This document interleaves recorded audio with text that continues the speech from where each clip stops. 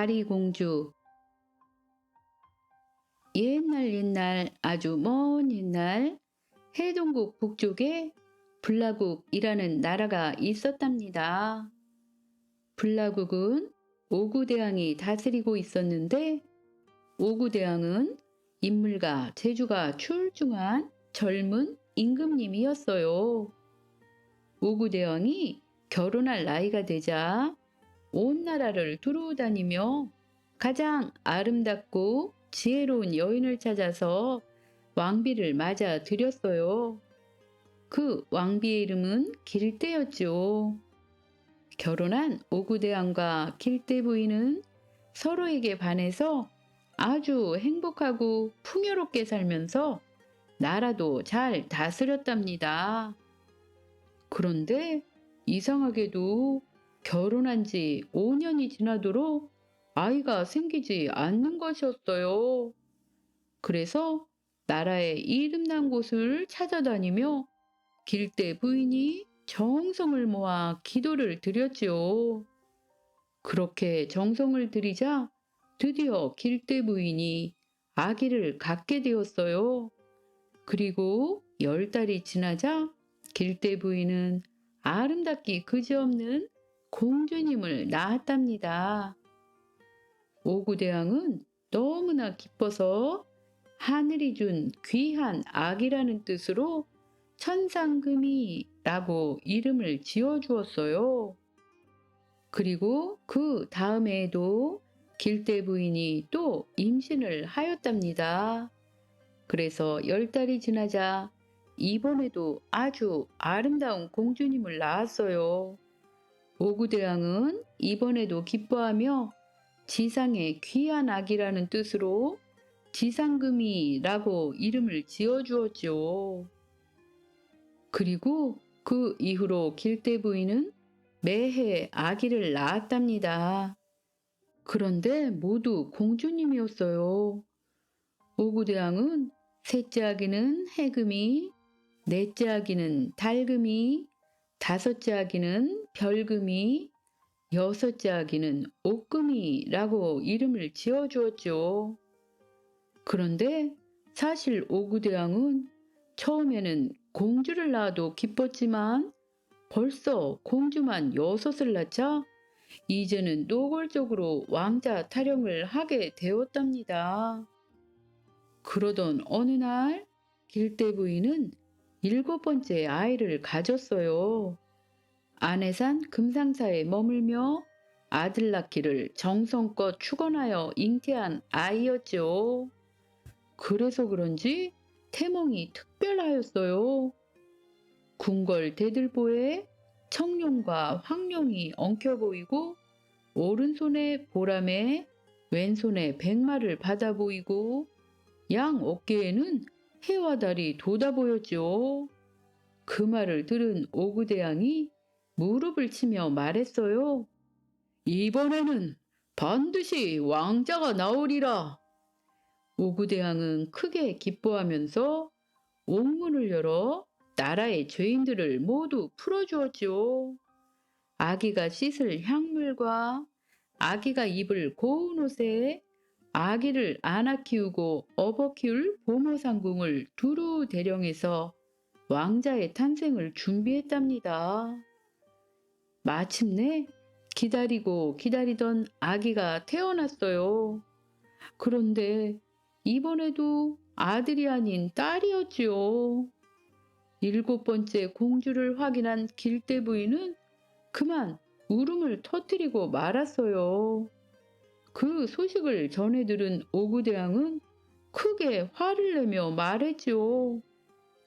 이 나라를 누구에게 물려준단 말인가?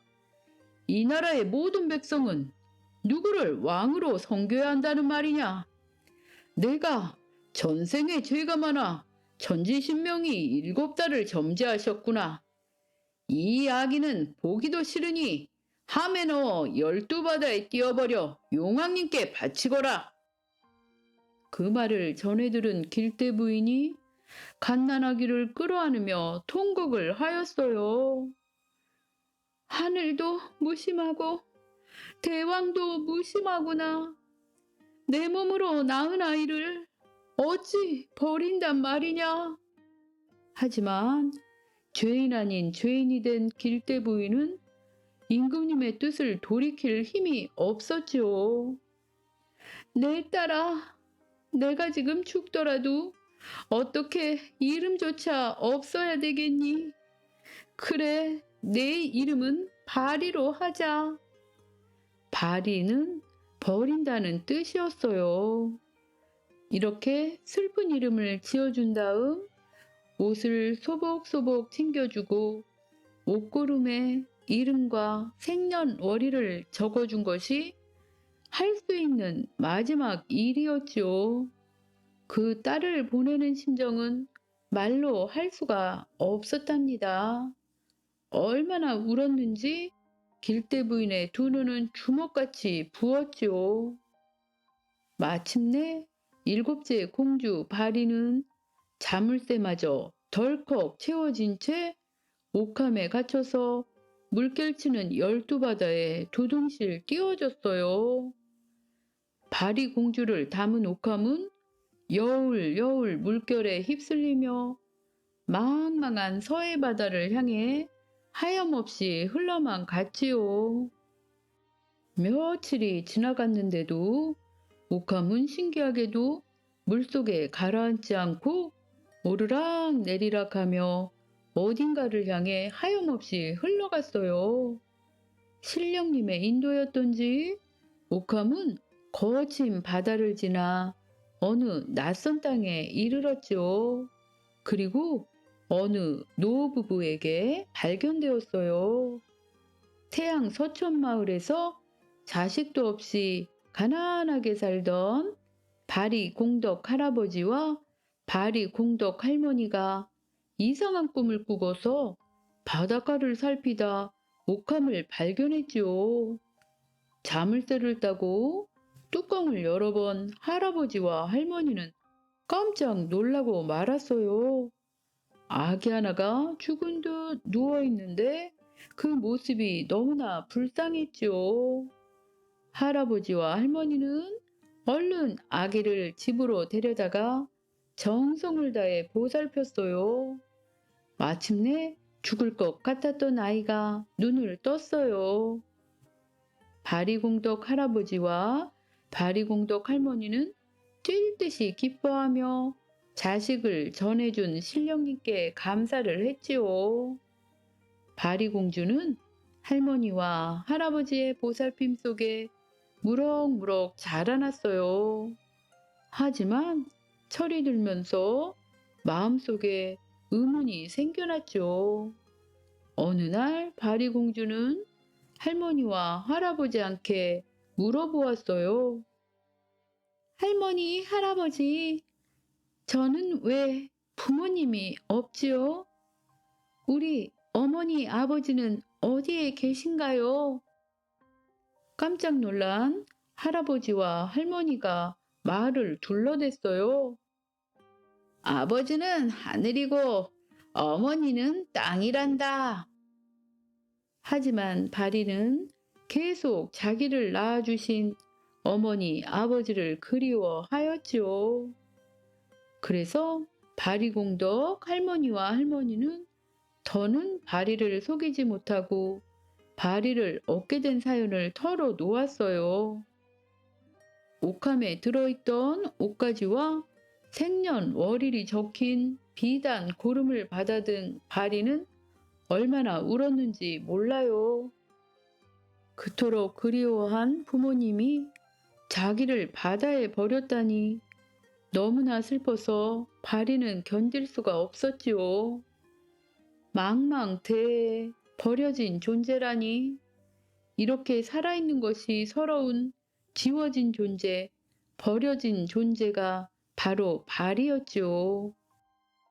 그런데 바리를 버린 후 오구대왕 얼굴에서는 웃음이 사라졌답니다.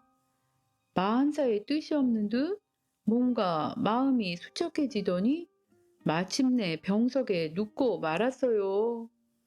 세상의 의원을 다 불러대고 좋다는 약을 다 써보았지만 한번 자리에 누운 왕은 다시 일어날 줄을 몰랐어요.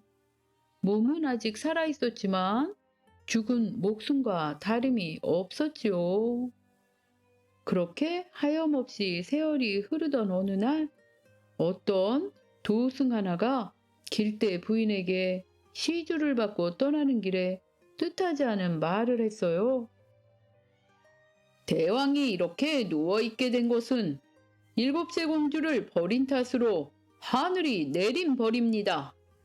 왜 일곱째 공주를 찾지 않으시는지요? 바리 공주가 살아있단 말입니까? 서천 서역 너머 저승 깊은 곳 동대산 동수자의 약수를 구해오면 대왕을 살릴 수 있습니다. 일곱째 공주만이 할 수 있는 일이지요. 그 말을 남긴 채 도승은 더 물어볼 틈도 없이 바람처럼 사라져 버렸어요. 길대 부인은 바로 모든 신하를 모아놓고 말했어요. 저승에 가서 동대산 동수자의 약수를 구해오면 대왕님을 살릴 수 있다네. 제발 누가 그 약수를 구해와서 우리 대왕님을 살려주게나. 하지만 그 많은 신하 가운데 저승으로 약수를 구하러 갈 사람은 아무도 없었어요. 저승은 산 사람이 갈 수 있는 곳이 아니니 모두 어쩔 수가 없었지요. 길대 부인은 답답한 마음에 여섯 공주를 향해 말했어요. 얘들아, 동대산 동수자의 약수를 구해오면 아버지를 살릴 수 있다는구나. 어머니, 우리더러 가라는 말씀인가요? 그런 무서운 말씀은 하지도 마세요. 궁궐 바깥도 나가보지 못한 우리가 어떻게 서천서역 저승길을 간단 말입니까? 갈 수 없는 길인 줄은 알았지만 매몰찬 대답을 듣고 나니 슬픔이 복받쳐 올랐죠. 바리, 나의 일곱 번째 딸 바리야. 너만 볼 수 있다면 얼마나 좋을까? 그 모습을 지켜보던 시종 하나가 나서서 말했어요. 왕비님, 제가 일곱 번째 공주님을 찾아서 모시고 오겠습니다. 그래서 그 시종은 왕비의 명령을 받아 바리 공주를 찾으러 떠나게 되었어요. 신령님의 인도인지 온 바닷가를 찾아다니던 시종은 마침내 바리공덕 할아버지와 바리공덕 할머니가 사는 태양 서촌 마을에 이르렀지요. 그리고 바리공주를 찾아내었어요.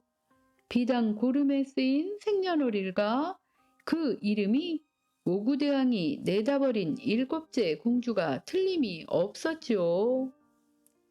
자기를 버린 아버지는 죽어가고 있고 어머니가 자기를 찾는다는 말을 듣고 바리는 무슨 일이 있어도 부모님의 얼굴을 한 번이라도 보고 싶었어요.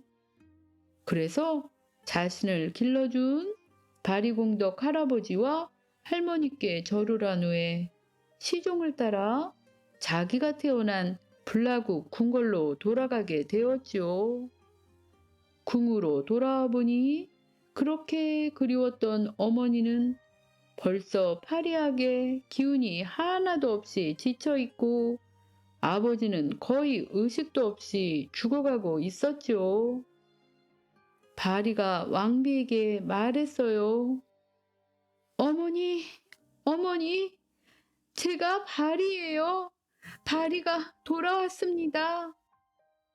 왕비가 말했어요. 아가, 바리야, 내가 버린 내 아가야. 이렇게 살아서 만나다니. 이게 꿈이냐, 생시냐. 그리고 왕비는 바리 공주의 손을 잡고 오구 대왕에게로 갔습니다. 그리고 의식이 없는 오구 대왕에게 말했어요. 대왕님, 대왕님, 15년 전에 갖다 버린 바리댁이 일곱째 공주 내 딸아이가 안 죽고 살아왔답니다. 그러자 그 말을 듣고 거의 누워만 있던 오구대왕이 깜짝 놀라 벌떡 일어나 앉는 것이에요. 그리고 말했어요. 내 딸아, 내 딸아, 내가 안 죽고 살았다니 이게 웬일이냐? 얘야, 내 딸아, 나는 너를 갖다 버리고 그 죄를 받아 15년 동안에 병이 들어 이제 나는 영영 죽게 되었구나. 그 순간 바리공주는 아버지를 살리러 떠나겠다고 결심하였어요. 그 길이 아무리 멀고 험할지라도 기필코 저승 땅을 찾아가 아버지를 살릴 약수를 구해오겠다고 결심을 한 것이었죠. 그 말을 듣고 오구대왕이 말하였어요. 내 딸아, 그런 말 말아라. 저승길이 어디라고 내가 가느냐? 이제껏 고생만 시켰는데 그런 소리 말아라.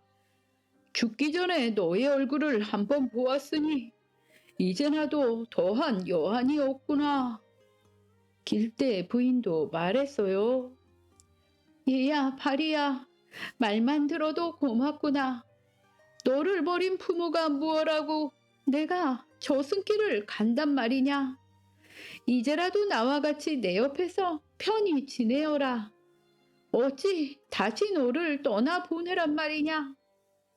하지만 아버지도 어머니도 그 누구도 바리공주의 결심을 막을 수 없었답니다.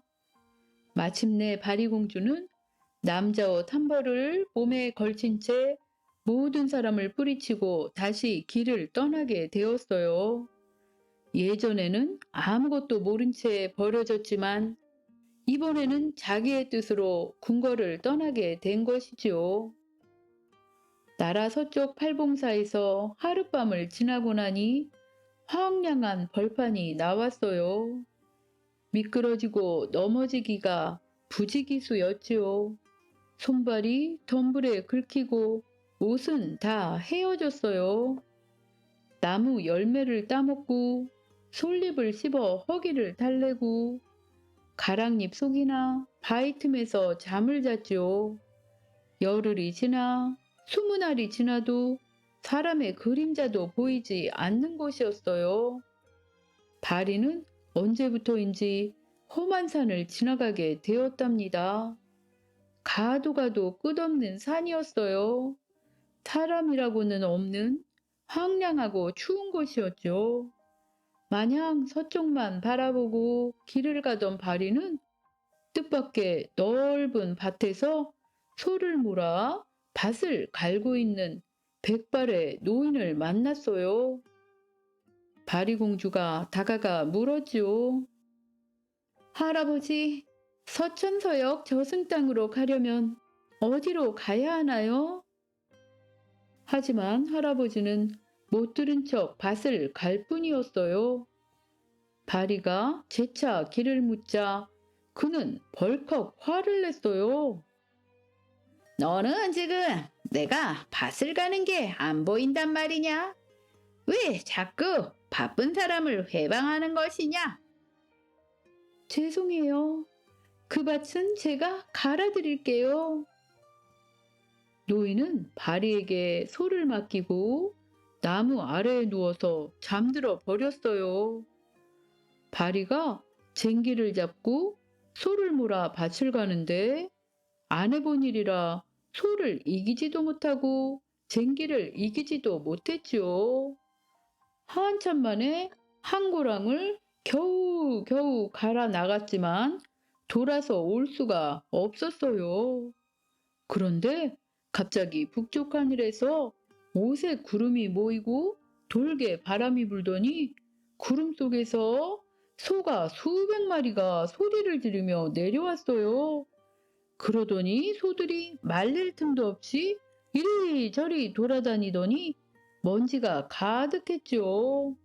깜짝 놀라 정신이 없었던 바리가 정신을 차리고 보니 소들은 간 곳이 없고 드넓던 밭이 어느새 다 갈아져 있는 것이에요.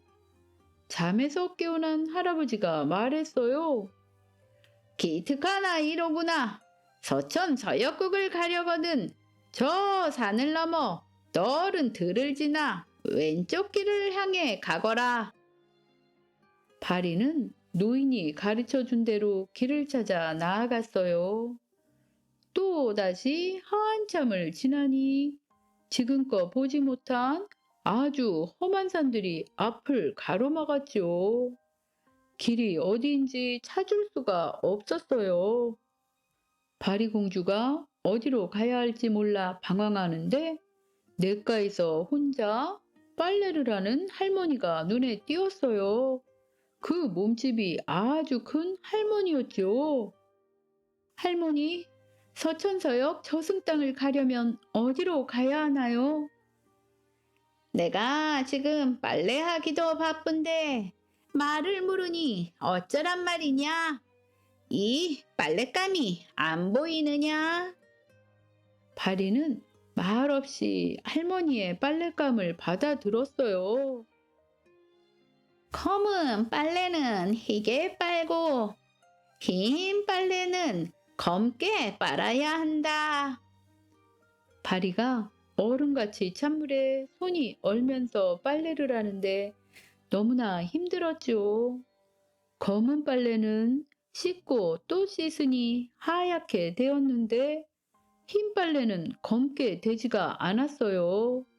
생각 끝에 진흙에 검은 나뭇잎과 열매를 뒤섞어 검은 물을 내어 빨래를 하니 겨우겨우 흰 빨래가 검어졌죠. 빨래를 끝내고 나니 할머니가 양지에 웅크리고 잠들었는데 커다란 몸에 이가 굶실굶실 기어 다녔어요. 바리는 할머니 옆에 앉아 이를 하나하나 다 잡아 주었답니다. 착한 아이로구나. 길을 알려주마.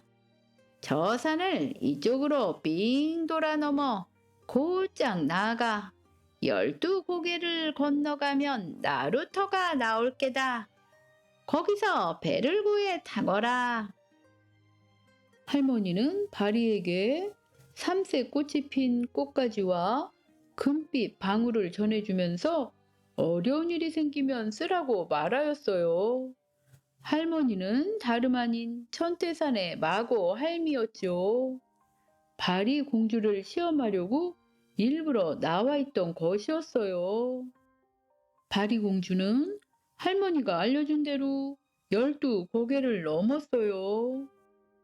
노인 죽은 짝지고개, 할머니 죽은 망령고개, 총각 죽은 몽달고개, 처녀 죽은 보따리고개, 시아버지 죽은 호령고개, 시어머니 죽은 잔소리고개, 아이 죽은 사랑고개, 손주 죽은 저실고개, 며느리 죽은 조실고개, 사위 죽은 도둑놈고개, 나무 많아 정상고개, 돌이 많다 돌상고개. 이런 고개마다 귀신이 울면서 막아섰지만 바리를 막을 수가 없었죠. 그 12고개를 다 넘으니 그 앞은 누런 물결이 굽이치는 넓은 강이었어요. 산 사람은 못 가고 죽은 영혼만이 건너갈 수 있다는 황천수였지요. 할머니가 가르쳐준 대로 나루터를 찾아가니 배가 한쪽 떠 있는데 나루를 지키는 군사들이 무섭게 말했어요. 여기는 인간이 이룰 것이 아니니 쏙 물러가라. 그렇게 눈을 부라리며 호령하는 군사들이 바리가 가지고 있는 꽃가지를 보자 자기들끼리 무어라 수군대더니 배를 내어주었어요.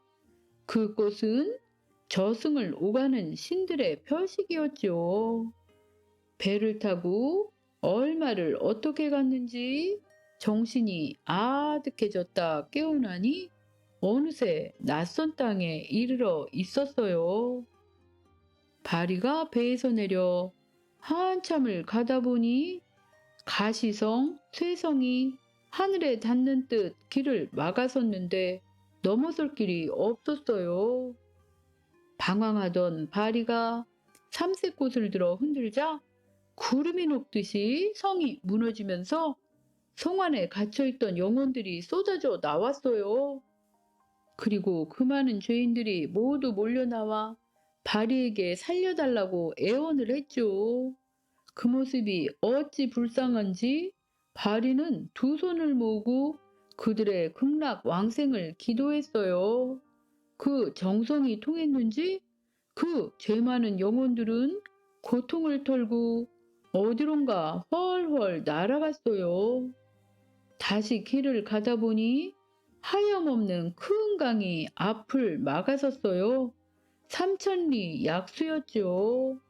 약수 삼천리 물길은 세 갈래였어요. 지옥 가는 길은 검붉은 물이 회오리를 일으켰어요.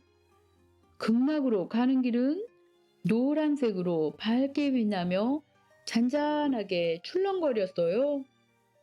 은하천궁 가는 길은 은빛 별물결로 피어올랐지요. 바리는 물을 건널 길이 없어 방황하다 마구 할미에게 받은 금빛방울을 꺼내 물에 던졌어요. 그러자 물 위에 오색 무지개가 피어올랐지요. 바리는 무지개를 타고 물을 건너 마침내 동대산 동수자집 동대청에 들어가게 되었답니다. 동대산 동수자는 원래 천상 사람이었어요. 옥황상제를 모시던 중에 죄를 지어 혼자서 동대산 약수를 지킨 지가 오래였죠. 그런데 그의 죄는 인간 세상에 아가씨를 만나 아들 삼형제를 낳아야만 용서받을 수 있었답니다. 저는 이승땅 불라국 오구대왕의 일곱째 왕자 바리입니다. 부왕의 병을 고치려고 약수를 찾아 먼 길을 왔습니다. 이렇게 바리공주가 말을 했지만 동수자가 그 기색을 가만히 살펴보니 차림새는 남자인데 목소리와 말소리에서 은근히 여자 같은 티가 났죠.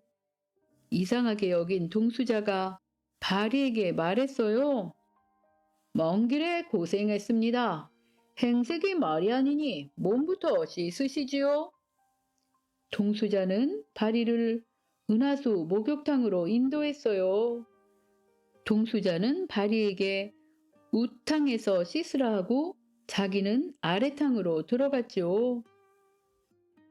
동수자가 바리를 보니 남자가 아닌 여자인 것이 틀림이 없었어요. 그래서 동수자가 말을 하였어요. 내 총을 들어주면 당신의 아버님을 구할 약수를 드리지요. 그 청이 무엇란 말씀입니까? 나와 혼인해서 아들 셋을 낳아주시오. 바리는 하는 수 없이 동수자와 혼인을 하였어요. 그래서 동수자가 원하는 대로 아들을 3명 낳았답니다. 동수자님, 약속대로 아들 셋을 낳았으니 이제 어서 약수 있는 곳을 알려주세요. 동수자는 바리를 데리고 동대산 깊은 산속으로 향했어요. 동수자가 선 곳은 사지 생살문이라는 글자가 새겨진 커다란 돌 앞이었지요. 돌문을 밀치니 어두운 길이 나타났어요. 이리 들어가면 약수탕이 나올 것이오. 바리공주는 혼자 그 길로 들어섰어요. 얼마를 갔는지 갑자기 앞이 환해지며 넓은 곳이 나타났지요. 어디선가 햇빛이 들어와 비치는데 그 한 모퉁이에 물이 고여 있고 주변에 색색의 꽃이 아름답게 피어 있었어요. 가까이 가보니 크고 억센 바위가 높이 솟아 있는데 거북이처럼 생긴 바위의 눈에서 눈물처럼 물이 한 방울씩 떨어지고 있었지요. 저게 아버지를 살릴 약수로구나. 바리공주는 준비해간 병에 약수를 가득 받아 담고 색색의 꽃을 하나씩 꺾어 고이 간직했어요. 바리가 구름을 밟듯 갔던 길을 되돌아 굴 밖으로 나오니 어디로 갔는지 동수자가 보이지를 않았어요. 서둘러 집으로 돌아왔지만 거기에도 그는 없었죠.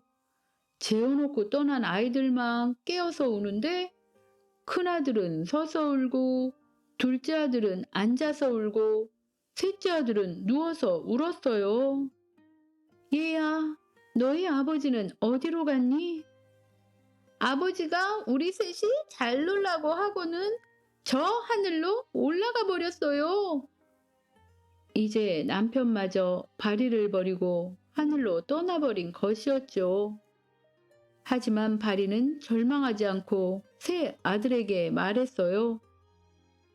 얘들아, 가자. 가자꾸나. 바리는 새 아이를 데리고 길을 나섰어요. 큰아이는 걸리고 둘째 아들은 업고 셋째 아들은 안고서 하염없이 걸었지요. 마침내 바리는 꿈에도 그리는 불라국에 들어섰어요. 막 들어섰는데 사람들이 이상한 이야기를 하는 것이에요. 여보게들, 내일 오구대왕님 상여가 나간다는데 가보아야겠지? 그럼 가봐야지. 바리가 깜짝 놀라 멈추어 섰답니다. 이보시오. 지금 대왕님의 상여가 나간다고 했나요? 그렇다오. 대왕님이 3년 전에 세상을 뜨셨는데 그간 막내 공주를 기다리다 내일 장례를 치른답니다. 바리는 맥이 탁 풀려 주저앉고 말았죠. 그러다 벌떡 일어나 뛰어갔어요. 큰아이를 달래고 재촉하여 밤새워 걸어 다음날 아침에 궁궐로 이어지는 언덕에 닿았답니다. 막 언덕에 올라서려는데 상여가 지나가는 소리가 들려왔어요. 바리공주가 행렬로 뛰어가서 상여를 부여 안았죠. 아버지, 여기 아버지의 7째 딸 바리가 왔습니다. 약수를 구해서 왔습니다. 보세요. 우리 아버지 모습을 뵙게 해주세요. 7째 공주 바리라는 말에 사람들이 모두 깜짝 놀랐죠. 6 언니가 나서서 동생을 밀치려는데 길대 부인이 말했어요. 내 딸 바리야, 내가 죽지 않고 돌아왔구나. 그래, 어서 아버지를 만나 뵈어라. 아버지를 뵙고 보내드려야지. 상여가 멈추어지고 관뚜껑이 열렸어요. 오구대왕은 앙상한 뼈가 되어 누워 있었지요. 바리공주가 뼈를 쓰다듬으며 말했어요. 아버지, 아버지의 딸 바리입니다. 서영만리 저승 땅에서 약수를 구해왔습니다. 어서 일어나 저를 보세요. 바리공주는 품에 간직했던 색색의 꽃을 꺼내 아버지를 쓰다듬기 시작했어요.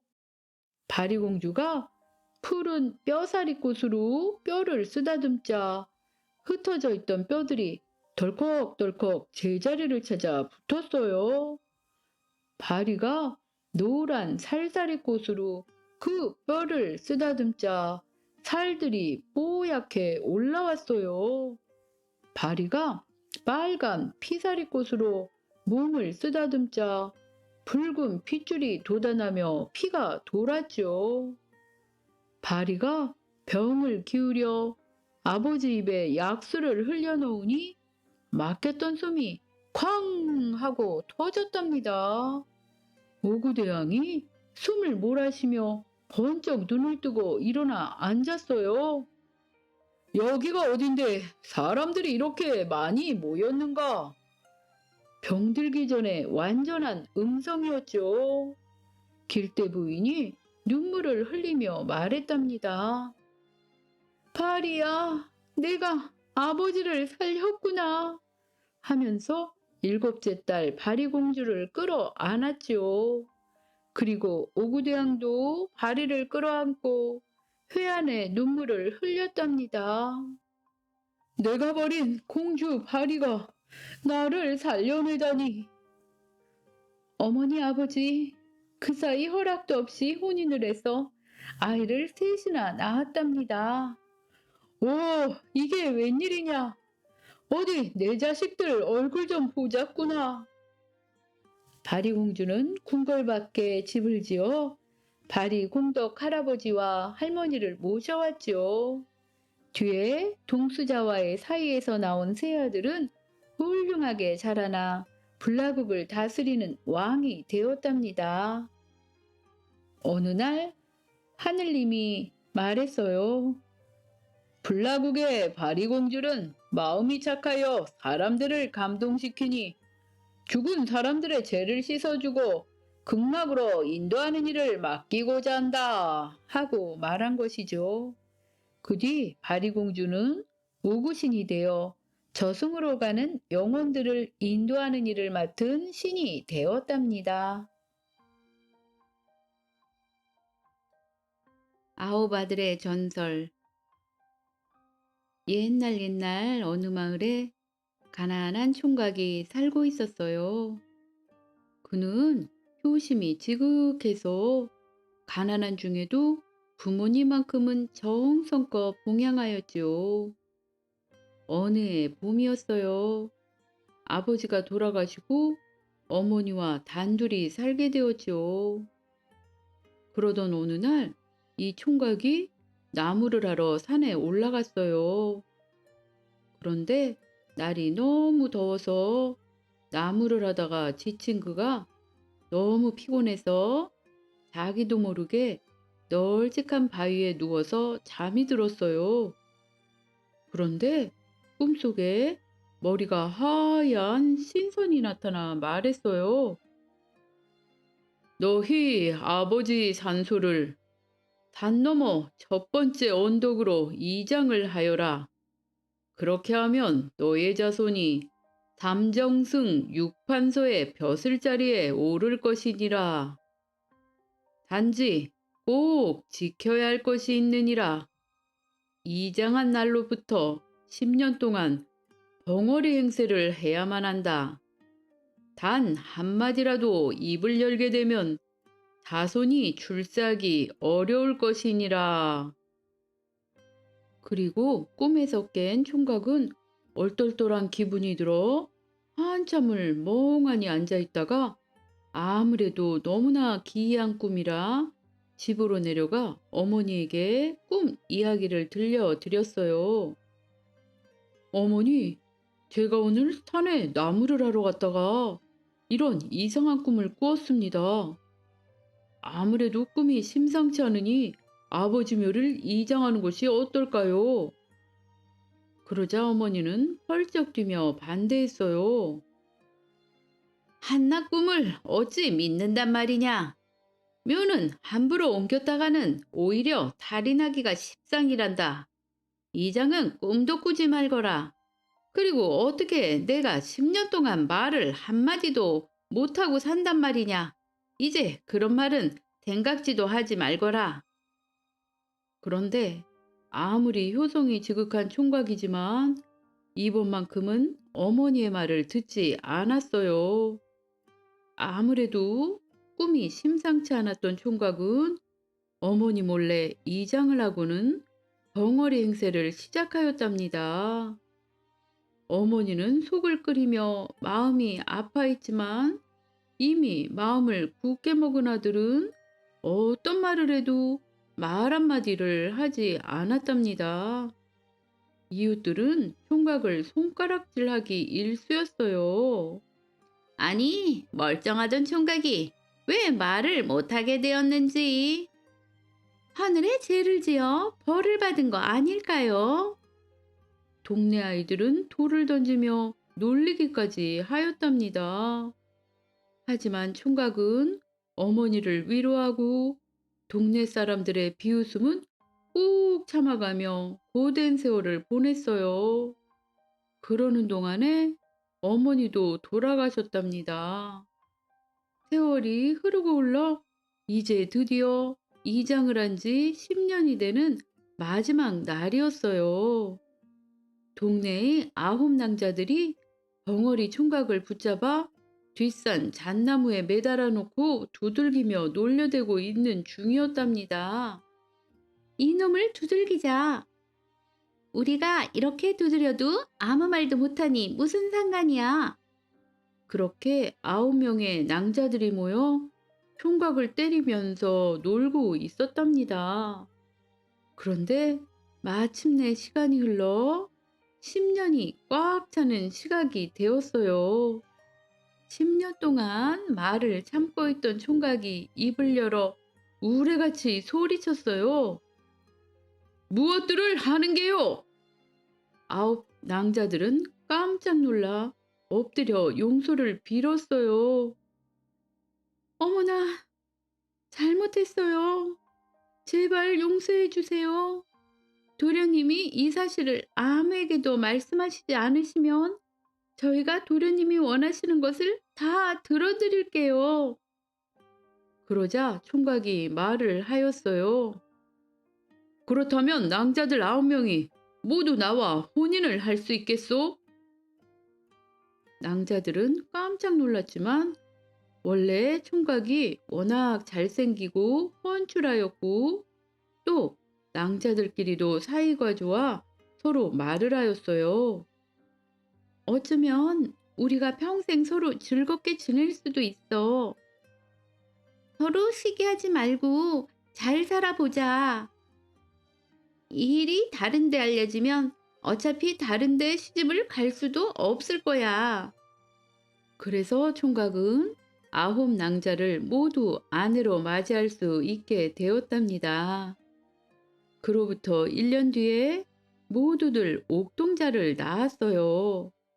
아들들은 태어나는 순서대로 1랑, 2랑, 3랑 이렇게 9랑까지 이름을 붙여주었어요. 그리고 그 아들들은 모두 훌륭하게 자라 위에 세 아들은 정승이 되고 아래 6 동생들은 모두 판서가 되었답니다. 꿈속의 신선말대로 총각의 후손들은 모두 3정승 6판서에 오르게 된 것이죠. 이때부터 총각과 9 낭자가 9 아들을 낳았던 이 마을을 구랑리라고 부르게 되었답니다.